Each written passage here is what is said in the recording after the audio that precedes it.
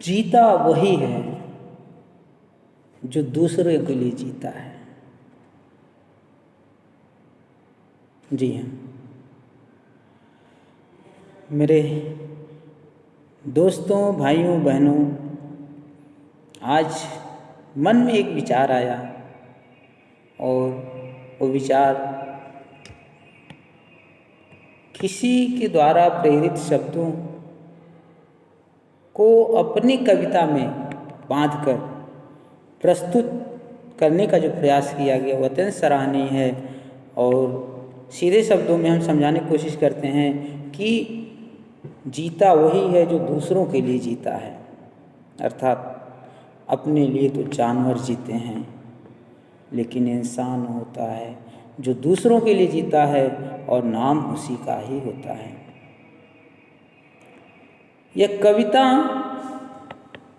निश्चित तौर पर आपके जीवन में कुछ न कुछ दूसरों के लिए करने के लिए अवश्य प्रेरणा देगी।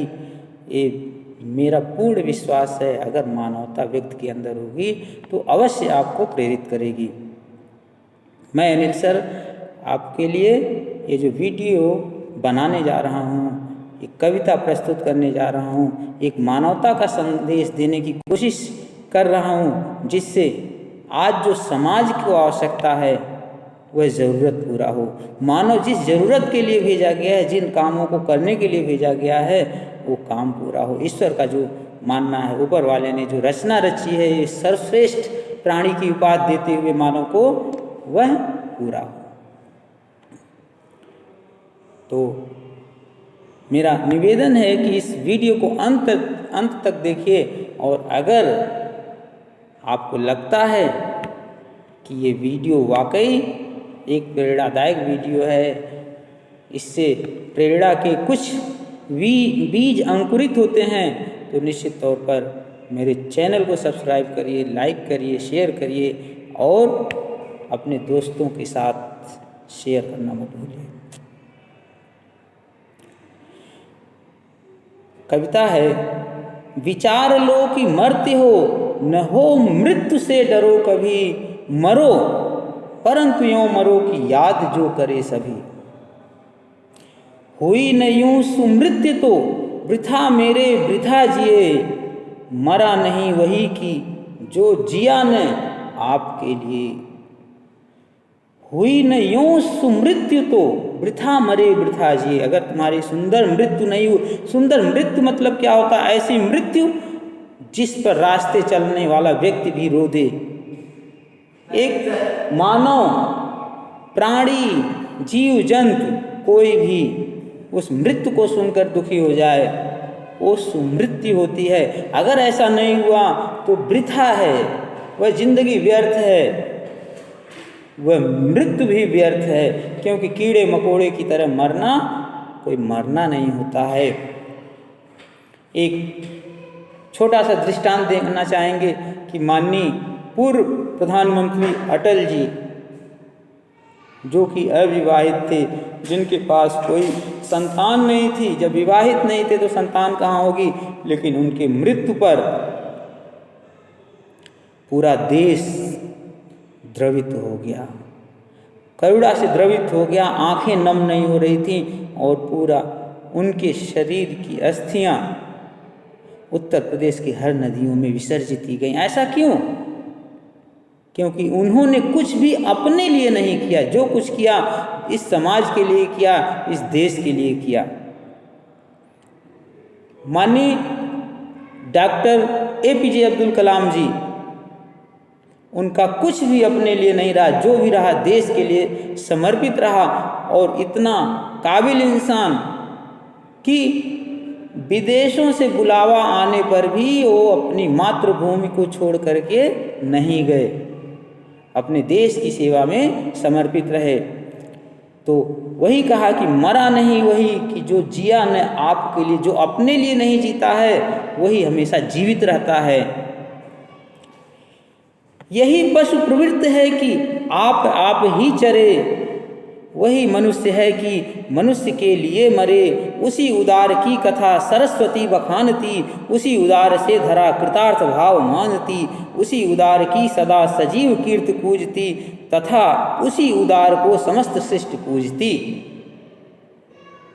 आज बहुत सारे ऐसे लोग हैं जो महान बन गए हैं, पूजनीय बन गए हैं। आप अपने आसपास पूरे समाज को देखिए, नाम उसी का होता है जो दूसरों के लिए मरता है। अपने लिए, अपनी बिल्डिंग खड़ा करने के लिए, अपनी प्रॉपर्टी मेंटेन करने वाले का नाम नहीं होता है, वो स्वार्थी कहलाता है। तो जीवन में अगर जीवंत रहना है, जीवन को जीवंत बनाना है, तो दूसरों के लिए जीना है। क्योंकि कहा गया है, पर उपकार सरिस न भलाई, पर पीड़ा नहीं समधमाई। दूसरे की पीड़ा को अगर आप अपनी पीड़ा समझते हैं तो आने वाले समय में आपको पीड़ा नहीं मिलनी है। और क्या कर रहे हैं? अखंड आत्मभाव जो असीम विश्व में भरे, वही मनुष्य है कि जो मनुष्य के लिए मरे। क्षुधार्त रंति देव ने दिया करस्थ थाल भी, तथा दधीच ने दिया परार्थ अस्ति जाल भी। दधीच, महर्षि दधीच जब देवासुर संग्राम होने लगा और एक राक्षस ऐसा घमंड से, अपने शक्ति से इतना ज़्यादा पागल हो गया था, अपने शक्ति से वरदान लेकर के अपने आप को अमर मानने लगा था और पूरे पृथ्वी पर वो अत्याचार से पूरी पृथ्वी भर गई थी। तब उस समय देवों ने उसे मारने की जब योजना बनाई तो पता चला यह महर्षि दधीच के हड्डी द्वारा बनाए गए अस्त्र से ही उसका वध होगा। और दधीच के पास जाते हैं, बड़े सहर्ष भाव से वो अपने उस अस्थियों को दे देते हैं, जिससे पूरे जगत का कल्याण होता है। तो ये कि तथा दधीच ने दिया परार्थ अस्थि जाल भी, और उसी नरक्षितीश ने स्वमांस दान भी किया। सहर्ष वीर कर्ण ने शरीर चर्म भी दिया। अनित्य देह के लिए अनादि जीव क्या डरे। अनित्य, ये देह क्या है? अनित्य है। शरीर तुम्हारी क्या है? हमेशा रहने वाली नहीं है। अब कितने भी सुंदर हो, कितने भी स्मार्ट हो, कितने भी धनी हो, कितने भी करोड़पति हो, कितने भी शक्तिशाली हो, जिस दिन ये आत्मा शरीर से निकल जाती है, उस दिन घर के लिए बोझ बन जाते और तुरंत घर से बाहर आपके डेड बॉडी को निकालना शुरू हो जाता है। उस समय मोह ममता समाप्त। तो इस जो देह है, अनित्य देह है, उससे डरने की क्या ज़रूरत है? उससे मोह करने की क्या ज़रूरत है?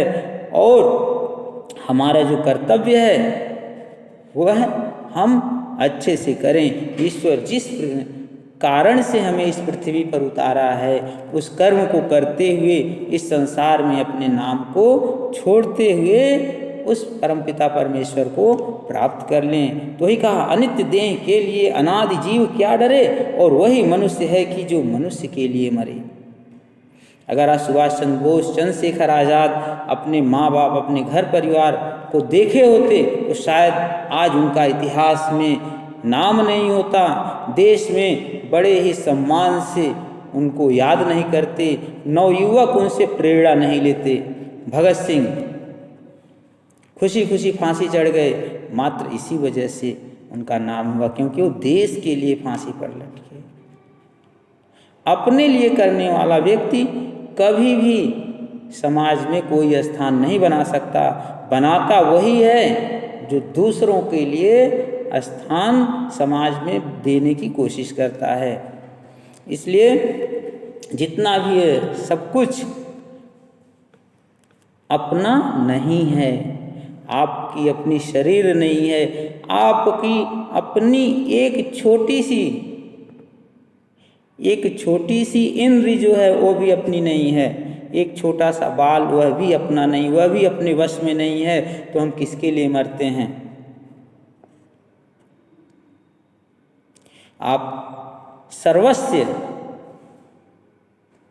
जितना है सब कुछ इस समाज के लिए समर्पित करें, निश्चित तौर पर इस समाज का प्यार, समाज का दुलार और समाज का स्थान आपको उच्च स्थान देगा।